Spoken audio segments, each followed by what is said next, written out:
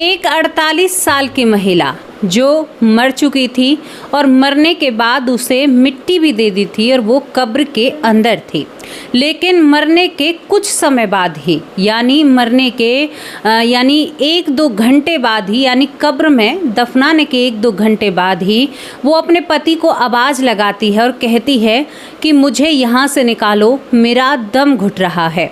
लेकिन दूसरी तरफ आपको पति की मानसिकता बताऊं, या वो डर रहा था या घबरा रहा था, वो यहाँ पर म्यूज़िक यानी गाना चलाता है रेडियो के ज़रिए, या उसके पास एक ऐसी सुविधा थी, क्योंकि पुरानी बात आपको बता रही हूँ, और ज़ोर ज़ोर से गाने बजाने लगता है क्योंकि वो आवाज़ उसके कानों में दर्द कर रही थी। वो डर रहा था, क्या कोई मरने के बाद कब्र के अंदर से आवाज़ लगा सकता है? ये बहुत ही आश्चर्यजनक बात है। लेकिन जब इस पूरी घटना को आप सुनोगे ना, तो आपकी आंखों से आंसू निकल आएंगे और कलेजा मुंह को आ जाएगा, आपका दिल कांपने लगेगा और आपको डर लगने लगेगा। बहुत सारी चीज़ों से आप डर सकते हैं। कमज़ोर दिल वाले इस पूरी घटना को ना सुने तो ही अच्छा है, पहले ही आप लोगों को ये बता देना चाहती हूँ। अब घटना की शुरुआत मैं आप लोगों के सामने करना चाहती हूँ। शुरुआत करना चाहती हूँ एक नवाबी ख़ानदान से। दोस्तों, यहाँ पर एक नवाबी ख़ानदान होता है, मैसूर घराने का नवाबी ख़ानदान, जिसमें एक लड़की होती है और लड़की का नाम यहाँ पर साकरे खलीली होता है। साकरे खलीली बहुत सुंदर होती है, बला की तरह खूबसूरत थी, नवाबी ख़ानदान में पली बड़ी थी, तो कभी भी उसने पैसों की कमी या कोई दिक्कत नहीं देखी थी। नौकर आसपास काम करते हैं, ज़िंदगी बहुत खूबसूरत होती है। तभी यहाँ पर जो साकरे खलीली होती हैं, साकरे खलीली के जो अब्बू होते हैं यानी जो पिता होते हैं, 1985 में यहाँ पर साकरे खलीली जो ये लड़की है, खूबसूरत सी गोरी चिट्टी, इसकी शादी करना चाहते हैं। दोस्तों, इसकी शादी के लिए एक लड़का तलाशा जाता है जो यानी अमेरिका में भी एक बहुत बड़े पद पर रह चुके हैं, IAS हैं, और जिनका नाम अकबर खलीली है। यहाँ पर 1985 में अकबर खलीली से यहाँ पर इस महिला की शादी कर दी जाती है, जो साकरे खलीली होती है, यानी सरनेम वहीं से मिला है साकरे खलीली को। अब नवाबी ख़ानदान की थी, मैसूर घराने की थी, तो इसकी शादी हो जाती है धूमधाम से, बहुत पैसा खर्च किया जाता है। इसके बाद इनकी ज़िंदगी चलने लगती है। कभी अपने पति के साथ अमेरिका, USA भी गई थी। इसके बाद दोस्तों यहाँ पर ये गर्भवती होती है और लगातार इसको 4 बेटियां होती हैं। 4 बेटियां जब हो जाती हैं तो जो अकबर खलीली होता है वो कई बार अपनी पत्नी से शिकायत करता है। एक अधिकारी होने के बावजूद भी, देखिए IAS अधिकारी था, फिर भी शिकायत करता है कि हमारे घर में बेटा पैदा क्यों नहीं हो रहा। अब यहाँ पर साकरे जो खलीली होती है वो कहती है कि मेरे हाथ में थोड़े ही है, अल्लाह ताला जब रहमत करेंगे या अपनी जो कृपा है या कुछ भी बोल लीजिए वो करेंगे तभी तो मुझे बेटा होगा। इस बात को लेकर इन दोनों में अक्सर विवाद हुआ करता था। दोस्तों, यहाँ पर ये साकरे खलीली जो होती है, इसकी एक बेटी जो सबसे प्यारी थी, जिसका नाम सब्बा खलीली होता है, यानी 4 बेटियों की माँ। अब यहाँ पर ये मुंबई में रहने लगती है। जब ये मुंबई में रहने लगती है तो ज़िंदगी बहुत अच्छे से बीत रही थी। अब ये एक बार क्या होता है कि 1991 में अप्रैल के महीने में दिल्ली आती है। दिल्ली क्यों आती है? क्योंकि इन्हीं के यहाँ का एक बहुत बड़ा जो खानदान जैसे बोलते हैं, यानी एक बहुत बड़ा परिवार जो रिश्तेदारी में होता है, तो एक शादी में दिल्ली आती है। और दिल्ली आने के बाद जैसे ही ये घर जाती है, क्योंकि घर जब ये जाती है तो ये गायब हो जाती है। अब ये बहुत बड़ी बात थी कि 1991 में ये गायब हो जाती है। और यहाँ पर इसकी बेटी जो सब्बा खलीली होती है, वो मॉडलिंग करना चाहती थी मुंबई में रहकर, तो वो ज़्यादातर मुंबई में अपनी माँ के पास ही रहती है। और इस साकरे खलीली की जो 3 बेटियाँ हैं वो अपने पिता के पास रहती हैं, यानी इन दोनों पति पत्नियों में दूरियाँ आ जाती हैं। दोस्तों, यहाँ पर जब ये गायब हो जाती है तो एक बेटी को परेशानी और दिक्कत होती है कि मेरी माँ कहाँ गई, क्योंकि उसने फैसला लिया था कि मैं माँ को छोड़कर नहीं जाऊंगी, यानी अपनी अम्मी को छोड़कर नहीं जाऊंगी। उस वक्त तक साकरे खलीली की उम्र 48 साल हो जाती है। लेकिन दोस्तों, ये कहाँ जाती है किसी को मालूम ही नहीं होता है। एक लड़की एक भगवा रंग के वस्त्र पहनने वाले व्यक्ति से बार बार सवाल करती है, जो सब्बा खलीली होती है, कि मेरी अम्मी कहाँ पर है, तुम बताते हो या नहीं बताते। अब आपको लग रहा होगा कि आप ऐसा क्यों कह रही हैं। तो चलिए आपको बताती हूँ, अब आपको पीछे लेकर चलती हूँ। जो साकरे खलीली होती है, जब वो दिल्ली एक शादी में जाती है, यानी इनके ही मुकाबले का एक घराना जो कि यहाँ पर दिल्ली आकर रह रहा था, उनके पास जब ये जाती है तो वहाँ पर इसकी मुलाकात ये जो साकरे खलीली 48 साल की होती है, एक व्यक्ति से होती है, जो व्यक्ति एमपी यानी मध्य प्रदेश सागर का रहने वाला था, जिसका नाम मुरली मनोहर होता है, और जो इस दिल्ली के परिवार में खाना बनाने का यानी नौकर का काम करता है। और इसको स्वामी श्रद्धानंद भी कहते हैं, यानी 2 नाम लेकर ये व्यक्ति घूम रहा था। इससे इसकी मुलाकात होती है। अब यहाँ पर जितने भी रिश्तेदार होते हैं, यानी जो साकरे खलीली के रिश्तेदार होते हैं, वो कहते हैं कि अरे तुम्हें साकरे औलाद नहीं हुई है ना, बेटा नसीब नहीं हुआ है ना, दे ये जो स्वामी श्रद्धानंद उर्फ मुरली मनोहर है ना, इसके दाव पेच बहुत लगते हैं, हमने कई बार ज़मीन खरीदी है, तो इसका जो इसने हमें बताया वो बिल्कुल सच हुआ है। यानी ये ऐसा कुछ करता है और एक नौकर का काम करता है।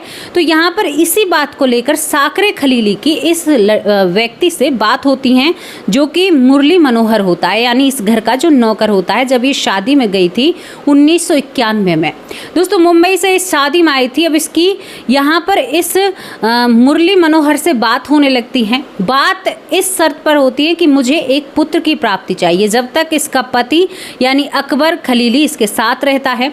तो इसने इस बेटे की चाह में इस व्यक्ति से बात की और इनकी बात धीरे धीरे बढ़ने लगती हैं। इसको तो यहाँ पर इसका यानी इसको बेटा चाहिए था, और इसका जो भी तुक्का है वो फिट बैठ जाए, या कोई तंत्र मंत्र करता है तो उससे मुझे एक पुत्र की प्राप्ति हो जाए, चाहे कैसे भी हो जाए। जब इंसान कुछ ऐसी चीज़ों से घिरा हुआ होता है ना, तो वो अक्सर गलत फैसले लेता है, जिस तरह से यहाँ पर साकरे खलीली ने लिया था।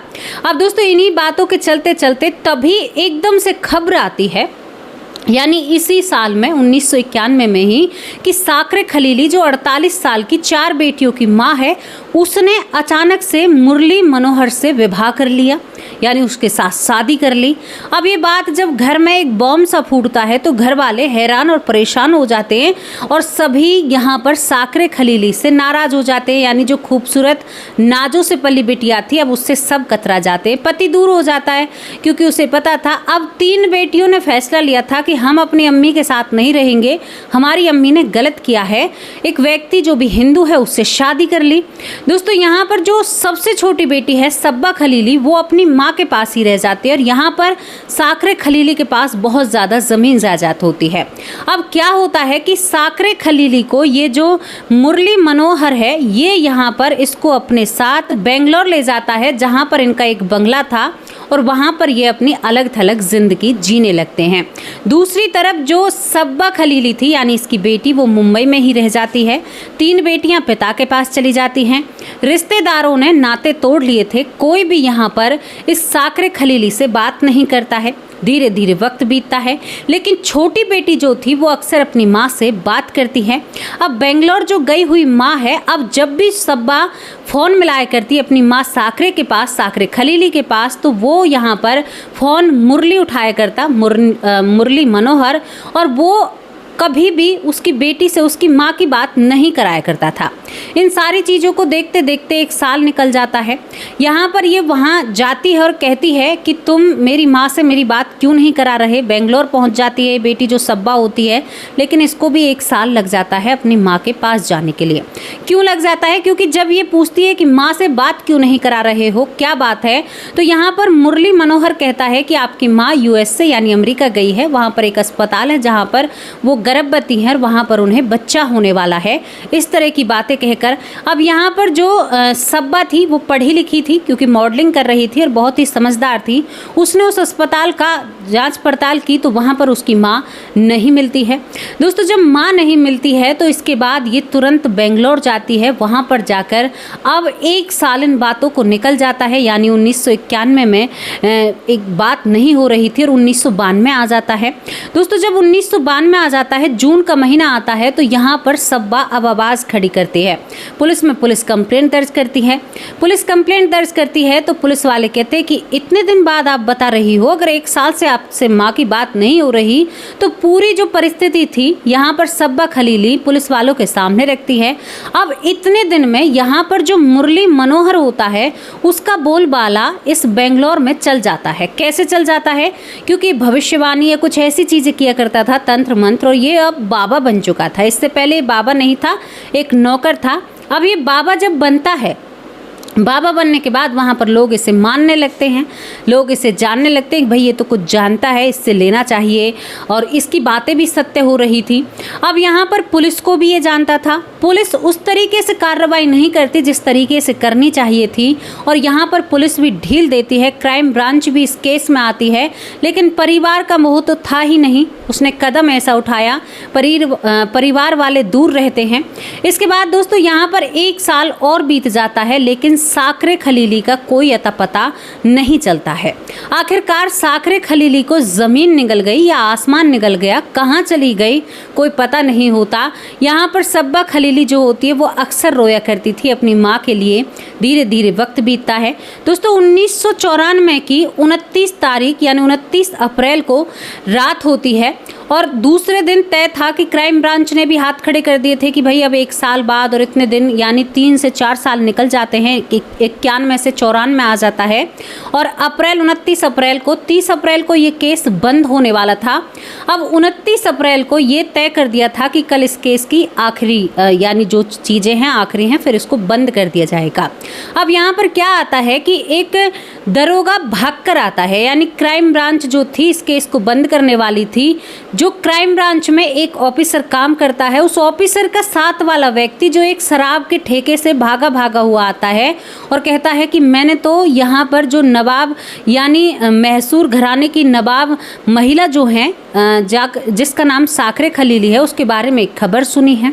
अब ये कहते हैं कि तुमने क्या खबर सुनी है? उस केस को तो हम कल बंद करना चाहते क्योंकि बहुत अमीर घर से थी, तो पुलिस के ऊपर भी दबाव था। देखो पैसा हर कुछ कराता है दोस्तों। यहाँ पर ये बताता है जो दूसरा यानी जो क्राइम ब्रांच में नहीं था लेकिन आपस में दोस्ती थी और एक दूसरे को जानते थे, वो भी पुलिसकर्मी था, महकमे में काम करता था। ये कहता है कि आज मैं फलाने ठेके पर खड़ा हुआ था, वहाँ पर बहुत सारे लोग शराब पीकर इधर उधर की बातें कर रहे थे, तो वहीं पर क्राइम के ऊपर बात चलती है। तो एक व्यक्ति मुझे वहाँ पर मिला, उसने कहा कि पुलिस किसी का कुछ नहीं कर सकते।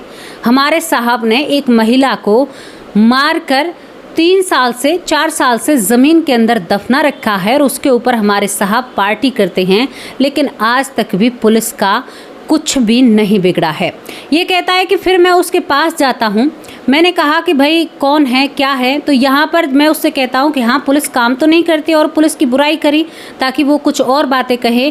तभी वो व्यक्ति जो शराब पी रहा था, जो अपनी सुध बुध में नहीं था, उसने कहा कि तुम यहाँ पर साकरे खलीली को जानते हो जो कि मैसूर घराने से आती है? यहाँ पर इसने कहा कि नहीं, मैं उसे तो नहीं जानता। अरे तुम नहीं जानते? उसे तो बहुत दुनिया जानती है, वो गायब हो चुकी है। पता है कैसे गायब हुई है? मैं जिस घर में काम करता था उस साहब ने उसे गायब कर दिया, उसे ताबूत में ज़मीन के अंदर दफना दिया और पुलिस आज तक उसे नहीं ढूंढ पाई। और वो ज़ोर ज़ोर से हंसने लगता है। अब क्राइम ब्रांच को जैसे ही ये बात पता चलती है, 29 अप्रैल को 30 अप्रैल को उसी व्यक्ति पर ध्यान रखा जाता है, उस व्यक्ति को उठा लिया जाता है। दोस्तों इससे कड़ी पूछताछ जब की जाती है तो ये व्यक्ति यहाँ पर जो मुरली मनोहर था उसका नौकर निकलता है। जब उसका नौकर निकलता है तो इससे पूछताछ की जाती है। कड़ी पूछताछ जब इससे की जाती है, इसकी अच्छी तरह से खातिरदारी की जाती है, तो कहता है कि साहब मेरा कोई लेना देना नहीं है, लेकिन मैं इतना जानता हूँ कि मुरली मनोहर ने जो मेम साहब के लिए, साकरे खलीली के लिए जो यानी कब्र या ताबूत जिसे कहते हैं, वो एक कारपेंटर यानी एक दुकान से खरीदा है और उस दुकान का ये पता देते हैं। अब पुलिस पहले मुरली मनोहर के पास नहीं जाती है, पहले उस दुकान मालिक के पास जाती है। अब 3-4 साल पुराना मामला था। वहाँ पर काफ़ी देर, करीबन 3 घंटे मेहनत करने के बाद क्राइम ब्रांच को पता चलता है कि हाँ मुरली मनोहर ने यहाँ से एक ताबूत खरीदा था। अब पूछा जाता है कि इस व्यक्ति ने क्यों खरीदा, तो यहाँ पर ये दुकानदार कहता है कि साहब ये बात तो मुझे आज भी हूबहू याद है। उन्होंने कहा भगवा रंग के वस्त्र पहन रखे थे, लालत है ऐसे लोगों पर। उन्होंने कहा कि एक मूर्ति है जो मुझे ताबूत में रखकर सेफ रखनी है, इसलिए यहाँ से वो लेकर गए हैं। दोस्तों पुलिस को पता चल जाता है और पुलिस अब इस नौकर को लेकर इस मुरली मनोहर, जो कि खुद साकरे खलीली की प्रॉपर्टी में रह रहा था, उसके घर पहुंचती है। घर जैसे ही पहुंचती है तो मुरली मनोहर के होश उड़ जाते हैं और वो हक्का बक्का रह जाता है। पुलिस उसे खड़ा करती है, कहती है कि अब तू क्या करेगा, अब तो तेरा पूरा सच हमारे सामने आ गया है। तो मुरली मनोहर उस वक्त भी पुलिस को धमकाने की कोशिश करता है, वो भी क्राइम ब्रांच को। तभी यहाँ पर एक तमाचा उसके गाल पर रसीद किया जाता है और कहता है कि ए, पुलिस वाले को धमकाता है, हमें धमकाएगा तू? हम तेरे जैसों को दिन में 3600 को सुधारते हैं। जुबान अपनी खोलता है या नहीं खोलता। दोस्तों उसके बाद यहाँ पर जो मुरली मनोहर है एक ऐसी कहानी रखता है जिसे देखकर कलेजा मुंह को आ जाता है। मुरली मनोहर कहता है, जिसका नाम स्वामी श्रद्धानंद भी था, स्वामी श्रद्धानंद कहता है कि मैंने केवल साकरे खलीली से विवाह क्यों किया, क्योंकि उसके पास बहुत सारा पैसा था। ये ठाट पाट का जीवन उसी की वजह से तो जी रहा हूँ। मैंने उससे शादी करी, उसे वादा दिया कि तुम एक बेटे को जन्म दोगी, और वो मेरे प्यार में पड़ जाती है। दिल्ली से ही मैं और वो प्यार में पड़ते हैं, हम शादी करते हैं। शादी करने के बाद हम यहाँ पर रहते हैं, बेंगलोर जो होता है। यहाँ पर रहने के बाद अब मुझे पता चलता है कि कहीं ना कहीं साकरे खलीली को मेरे मंसूबों के बारे में पता चल चुका था। यानी साकरे खलीली को मालूम हो चुका था कि ये व्यक्ति पैसों के लिए मेरे पास आया है, तो वो शहजादी थी, इस तरह से ही मैं बोलूँगी। तो दोस्तों यहाँ पर साकरे खलीली जब ये समझ जाती है कि ऐसा सब कुछ है, तो वो क्या करती है कि धीरे धीरे अपनी जो प्रॉपर्टी थी वो अपनी चारों बेटियों में बांट रही थी। यानी धीरे धीरे, क्योंकि एकदम से करती तो विवाद बनता। वो भी चालाक बन रही थी, यानी समझदार बन रही थी। लेकिन जब ये सारी चीज़ें इस मुरली मनोहर के सामने आती हैं तो ये सावधान हो जाता है और कहता है कि अब साकरे खलीली को ही रास्ते से हटाना सही है और जायज़ है। ये कहता है कि मैंने 1991 में, यानी जो जून का महीना होता है, यानी 1991 में जब वो दिल्ली से आती है, शादी के 2 या 3 महीने बाद ही, ये कहता है कि मैंने पहले घर में बीच आंगन में यानी एक गड्ढा खुदवाया कि पानी के लिए टैंक बनवाना है, मजदूरों से खुदवाया। कहा कि खोदने वाले अलग आएंगे और इसको यानी बंद करने वाले, चिनाई करने वाले या इसका भर्त करने वाले वो अलग आएंगे। जब वो गड्ढा खुद रहा था तो साकरे खलीली उस गड्ढे को देख रही थी कि ये गड्ढा घर में खुद रहा है, लेकिन उसे नहीं पता था कि ये पति उसमें उसी को दफन करेगा। ये पहली ऐसी महिला रही होगी जिसने अपनी कब्र खुद ने खुदती हुई देखी। इसके बाद दोस्तों सभी नौकरों को ये मुरली मनोहर जो होता है इसी 29 तारीख को, यानी 29 तारीख को छुट्टी देता है और 29 तारीख की रात को शाम को खुद अपनी पत्नी के लिए, साकरे खलीली के लिए चाय बनाता है, उसमें नींद की दवाई डालता है और साकरे खलीली को पिला देता है। ये खुद पुलिस को इन बातों को बताता है। पिलाने के बाद साकरे खलीली जो है वो नींद के लंबी नींद में जाती है और उसे एक गद्दे के अंदर लपेट कर, जिस ताबूत को वो खरीद कर लाया था, जिंदी साकरे खलीली को उस ताबूत में रखकर खींचकर आंगन में जो गड्ढा खोदा था उसके अंदर उसे डाल देता है। दोस्तों उसके अंदर उसे जिंदा डाल दिया था और उसके ऊपर ये खुद मिट्टी डालता है। मिट्टी जब डालता है तो 30 तारीख आती है, अप्रैल का ही महीना होता है, 30 तारीख आती है और फिर इसके ऊपर ये मज़दूरों को बुलाता है। जो दूसरे मज़दूर होते हैं वो कंक्रीट का फर्श करते हैं और इसके ऊपर फिर इटालियन पत्थर यानी इटालियन मार्बल लगवाया जाता है। इस फर्श को चकाचक किया जाता है। ये कहता है कि मैंने साकरे खलीली को जिंदा ही ज़मीन के अंदर दफन कर दिया। और यहाँ पर जब ये इटालियन मार्बल या पत्थर लगवाता है तो दूसरी तरफ यहाँ पर एक बार जैसा माहौल बनाता है। और दोस्तों जब तक वो ज़मीन के अंदर थी वो जीवित थी। इसके बाद ये हर रोज़ उसी दिन पार्टी करता है इसी कोने में जहाँ पर इसकी पत्नी ज़मीन के अंदर दफन थी, शायद वो जीवित होगी। ये जब सारी जानकारी देता है तो पूछते हैं कहाँ पर है वो जगह। जब उस जगह को खोदा जाता है तो वहाँ पर सब्बा खलीली भी होती है, परिवार के कुछ सदस्य आते हैं, वो बेटियां भी आती हैं जिन्होंने माँ से मोह तोड़ लिया था। यहाँ पर उस ताबूत को निकालते हुए वीडियो बनाई जाती है, सारी चीज़ें की जाती हैं, लेकिन जब उस ताबूत को खोला जाता है तो दोस्तों उस ताबूत में कंकाल निकलता है, क्योंकि 3 से 3.5-4 साल हो चुके थे। अब कंकाल को देखकर बेटी को पूछा जाता है तो हाथ में सोने की और डायमंड की अंगूठी, सोने की चूड़ियाँ और सोने की अंगूठी होती हैं, जिनसे सब्बा रोने लगती है और ज़मीन पर गिर पड़ती है कि ये तो मेरी अम्मी है, इसके साथ क्या हुआ, कितना राक्षस है। पुलिस ने उस मुरली मनोहर को गिरफ्तार कर लिया जाता है। दोस्तों जब उस ताबूत को देखा जाता है तो वो चारों तरफ से नाखूनों से खुसरा हुआ था, क्योंकि साखरे खलीली को नेल्स बढ़ाने का यानी नाखून जो हैं लंबे रखने का शौक था और चलन भी था। इसके बाद इस पूरे डीएनए टेस्ट किया जाता है, क्योंकि एक लड़की के पहचानने पर यह सच नहीं हो सकता। डीएनए में ये जो महिला है साखरे खलीली ही पाती है। यहाँ पर जब इसका पूरी जांच की जाती है तो यहाँ पर डॉक्टर बताते हैं कि ये उस वक्त तक मरी नहीं थी, यानी जैसे रात को गाड़ा था तो सुबह इसके प्राण निकले, यानी इतनी देर तक वो कब्र के अंदर यानी उस ताबूत के अंदर संघर्ष करती रही और उसने नाखूनों से, हजारों नाखूनों के निशान थे उस ताबूत पर, उसने उसको खुरेचा। किस तरह से उसके प्राण निकले होंगे सोचकर ही दिल भर आ रहा है, घबरा रहा है कि कोई इतना निर्दयी कैसे हो सकता है। क्या बीती होगी दिन के वक्त जब वो बैठी हुई थी वहाँ पर, जब वो सब कुछ काम चल रहा था, उसे क्या पता था कि इसके अंदर मैं ज़िंदा जाऊंगी। वो कैसे उसके प्राण निकले होंगे, ये बहुत बड़ी बात है। 47 साल 48 साल उसकी उम्र थी महज, बहुत खूबसूरत थी, लेकिन जब वो उसके अंदर संघर्ष करती है तो उसके ताबूत पर निशान इतने भयानक चीज़ का यानी एक संकेत देते हैं जिन्हें हम सोचकर ही दिल घबराने लगता है। आप सोचकर देखिए, आप एक गद्दे में लिपट रहे हैं और आप ज़मीन के नीचे एक ताबूत में बंद हैं और आपका दम घुट रहा है, आप वहां से निकलने की कोशिश कर रहे हैं। दोस्तों यहाँ पर पुलिस ने और क्राइम ब्रांच ने कहा था 4 साल बाद बेटी से ये बयान किए थे कि अब तुम्हारी माँ को कोई चमत्कार ही सामने ला सकता है। तो ये चमत्कार ही था कि वो नौकर एक शराब के ठेके पर शराब पी रहा था और वहाँ पर उसी टाइम पर कहते हैं कि न्याय है, भगवान की लाठी में आवाज़ नहीं होती। कहते हैं उसके घर देर है अंधेर नहीं है, देर हो सकती है लेकिन अंधेर नहीं हो सकता। यहाँ पर जो मुरली मनोहर होता है इससे इसके ऊपर कानूनी कार्रवाई होती है। 11 साल तक इसके ऊपर कानूनी कार्रवाई चलती है और 11 साल के बाद इसे इस दुनिया से दूर भेज दिया जाता है। लेकिन उस पल को सोचकर दिमाग हिल जाता है। तो सोच समझकर प्यार करिए भैया, आपका परिवार है, परिवार को देख कर रहिए, चाहे कोई भी हो, बक्सा कोई नहीं जाता। उस भगवान की न्याय की अदालत में किसी के लिए रहम नहीं है, कोई भी हो उसको बराबर की सज़ा मिलेगी। यहाँ मिली है वहाँ भी मिलेगी। एक महिला के साथ इतना बुरा करना ये बहुत निंदनीय घटना है। इस घटना पर आप क्या कहोगे?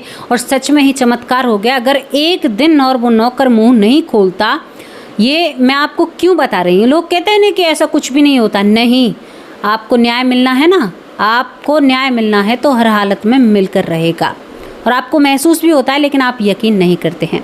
उसके बाद दोस्तों यहाँ पर इस पूरे केस पर कार्रवाई इस तरह से होती है, मैं आपको बताती हूँ। एक महिला जो शायद कुछ पाना चाहती थी लेकिन कुछ भी नहीं मिला, सिवा उसे जिंदा ज़मीन के अंदर जाना पड़ा। क्या कहोगे इस घटना के बारे में? क्या कहोगे? बड़े कड़े शब्दों में आलोचना करनी चाहिए। 4 साल तक ज़मीन के अंदर दफन रहती है और वो पति उसके ऊपर। और हाँ, मुरली मनोहर रोज़ वहाँ पर अपने दोस्तों को बुलाया करता था, शराब कबाब की पार्टी चलती थी और पार्टी करते करते मौज मस्ती किया करता था। क्या माहौल रहा होगा, सच में ही एक व्यक्ति कितना क्रूर और निर्दयी हो जाता है। ये बात बहुत डरा देने वाली है। राय लिखकर ज़रूर भेजना। कहानी घटना बहुत बड़ी हो चुकी है, क्योंकि इस घटना में सारी चीज़ें आपको एक तरीके से बतानी थी। अब आप लोगों से विदा लेती हूँ, कल हाजिर होंगे एक सच्ची अच्छी स्टोरी के साथ। तब तक के लिए नमस्कार, जय हिंद, जय भारत। अपना और अपने परिवार का ख्याल रखिए, ऐसी चीज़ों से दूरी बनाकर रखिए।